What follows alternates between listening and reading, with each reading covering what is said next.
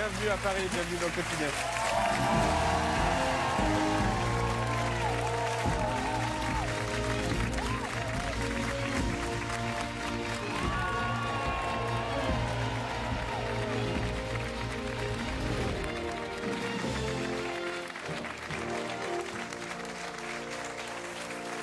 S'il devait y avoir une preuve de plus comme quoi nous vivons dans une période un peu...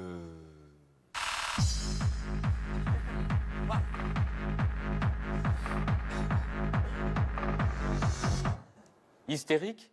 Voici une info très sérieuse que nous avons reçue ce matin sur l'agence de presse Reuters. Une info que nous n'aurions pas dû connaître si nous n'étions pas en 2019. Voici l'info.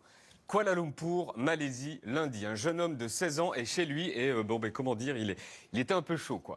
Et il décide, allez savoir pourquoi, de se faire du bien avec sa tuyauterie de salle de bain. Ça aussi, il fait ce qu'il veut.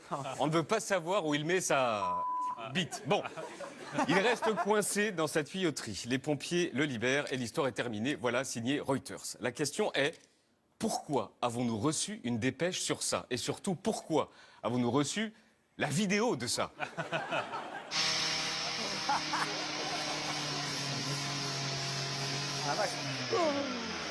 C'est le tuyau qui siffle.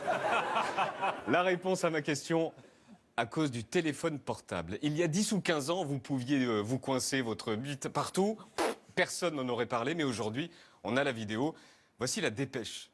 Le garçon embarrassé a essayé pendant 1 heure de s'enlever du tube, en vain. Il a donc appelé des amis, les amis n'ont pas réussi, les amis ont appelé les pompiers. Du coup, pendant que les pompiers y sillaient, les potes ont filmé. Quand les pompiers utilisent une scie circulaire pour couper le tuyau en métal. On voit d'ailleurs ici les potes morts de rire qui filment d'un autre angle. Alors du coup, la vidéo, ils l'ont filée à l'agence de presse qui a acheté la vidéo. Le gamin se retrouve donc la bise à l'air sur Reuters. Mais c'est pas tout. Le chef des pompiers témoigne. Le chef des pompiers de la caserne de Tangkak a déclaré « Le tuyau en métal mesure à peu près 15 cm. »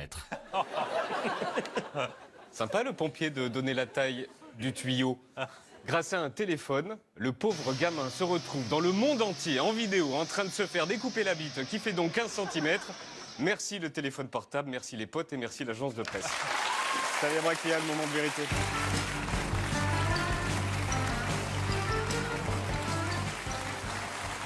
Tiens, je te le donne.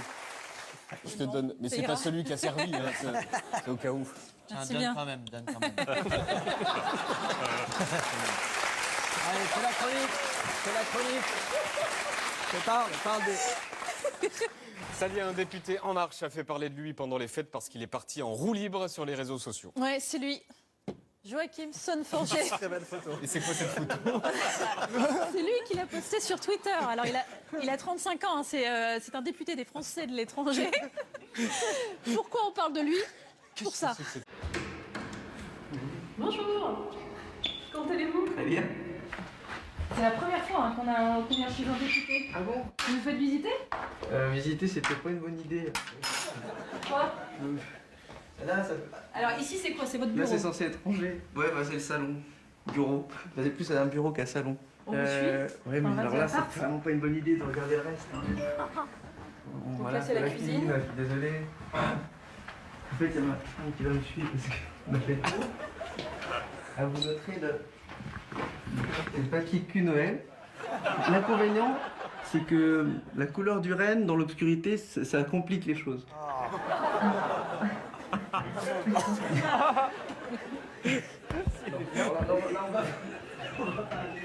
La chambre, là, vraiment, même moi, je pense qu'il faut censurer. Et là, c'est la chambre de votre enfant.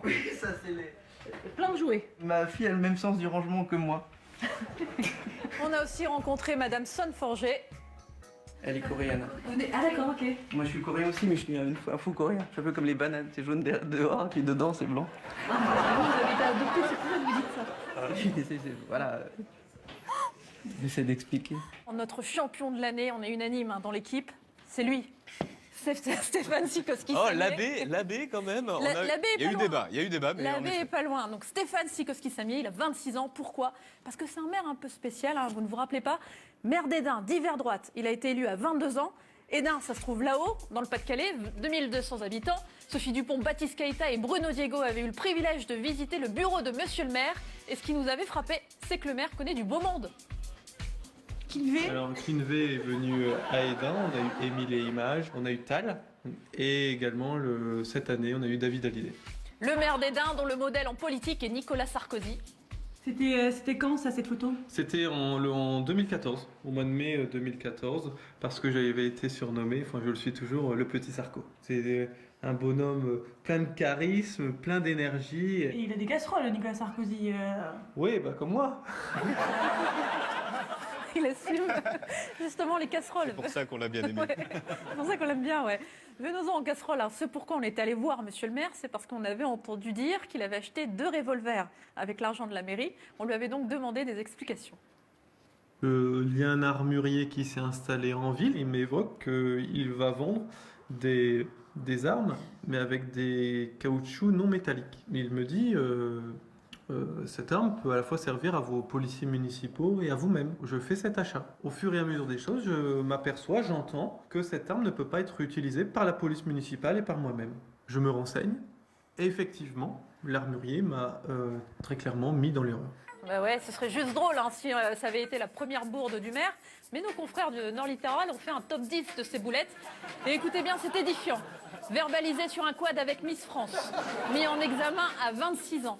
Il a cité Hitler en plein discours, il a acheté 2 revolvers avec l'argent de la mairie, on l'a vu.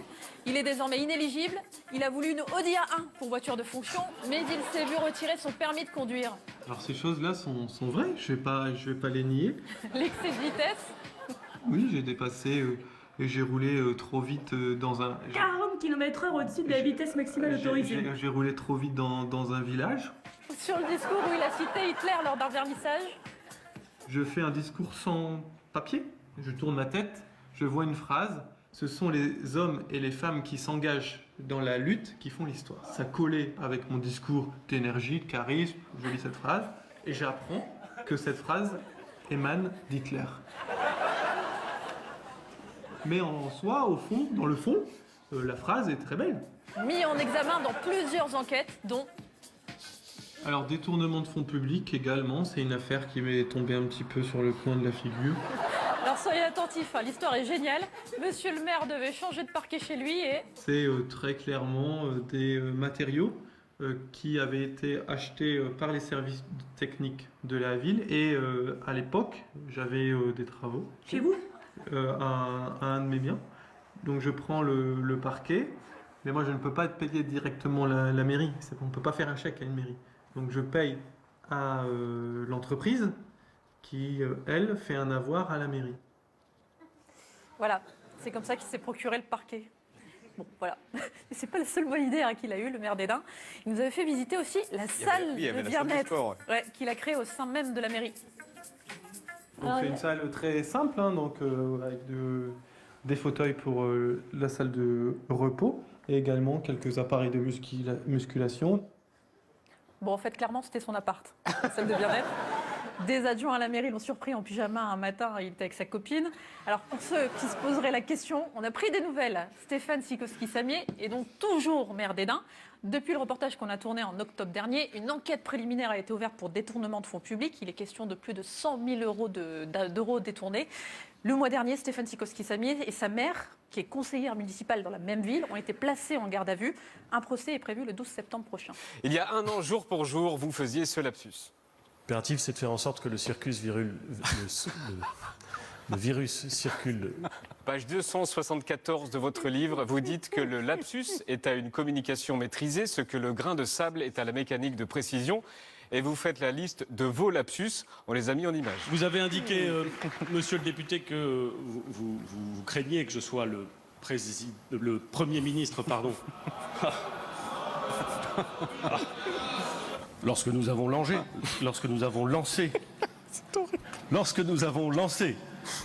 le grand débat, et parce que la France est une nation qui veut continuer à sucer de grands jours. Parce que la France est une nation, qui veut continuer à susciter des grands champions. Ça, ce sont les vôtres, mais vous faites la liste de vos meilleurs lapsus politiques préférés à tous les deux. Quand même. Les voici, partageons. Nous avons aussi décidé de baisser l'impôt sur les sociétés, excusez-moi, mais sur le fichier des empreintes génitales et le fichier des empreintes génétiques. Quand je vois certains qui demandent des rentabilités à 20-25% avec une inflation quasi nulle, et en particulier en période de crise. À cet écart, le code électoral dit clairement... Notre préféré quand même étant l'hommage à Georges Moustaki. Il n'est point besoin d'être long devant vous pour parler de Georges Moustaki. Bonjour Moustaki, pardon. Alors on a remarqué que ce sont quand même que des lapsus de cul. Ce qui est bien avec cette épidémie, c'est que quand on pense avoir tout vu, en fait non. Et ce matin, on a reçu ces images de Reuters, hyper premier degré. Et c'est certainement ça qui fait le charme de ces images. Un nouveau masque a été inventé au Mexique. 2021, les masques qu'on connaît. 2022, hop là. Regardez comment on va avoir l'air super avec ça. Oui. Et puis alors de profil, regardez comment c'est top. Et le naturel avec lequel il bouffe et discute comme si tout était normal. Es un padecimiento muy contagioso. Puede ocurrir por cualquiera de estas tres vías. On n'a pas traduit ce qu'il dit, on s'est dit que c'était pas nécessaire. On n'est pas sûr du rapport coût-avantage, c'est-à-dire que tu as l'air bien plus con que ça ne te protège. Et cette séquence, on en ricane. Elle sera peut-être rediffusée dans 1 an, lancée par nous, avec un string sur la gueule et des yeux désabusés. On dira, ah, tu te rappelles, en 2021, on en riait. Maintenant, on a le string sur la gueule. Je reviens sur les lapsus. On en a aussi beaucoup des lapsus, mais on préfère les lapsus politiques. Monsieur le Président, Mesdames et Messieurs les retraités, Monsieur le député Jean-Philippe Ny. Allez-y, Madame la Ministre, devant une assemblée de députés. Avec le ministre de l'Intérieur, Christophe Colomb, et dès que nous aurons l'intégralité des demandes, Gérard Collomb. Aujourd'hui, notre assemblée, composée de ces députés... J'ai décidé qu'en novembre prochain, nous sortirons de l'état de droit. Mais avant cela, de l'état d'urgence, pardonnez-moi.